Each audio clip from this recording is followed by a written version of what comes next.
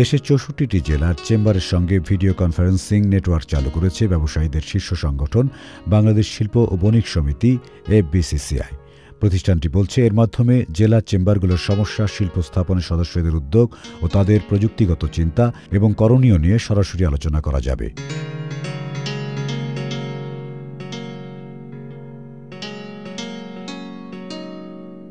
সোনালী ও জনতা bank সহ বেশ কয়েকটি বেসরকারি ব্যাংক এ উদ্যোগে সাড়া দিয়ে উদ্যোক্তাদের সব ধরনের সার্বিক সহযোগিতার আশ্বাস দিয়েছে। সংশ্লিষ্টরা বলছেন, এর মাধ্যমে উদ্যোক্তা ব্যবসায়ীদের মধ্যে সার্বক্ষণিক যোগাযোগ আর্থিক খাতকে আরও গতিশীল করবে। ইসলামী ব্যাংক, সুখবর প্রতিদিন।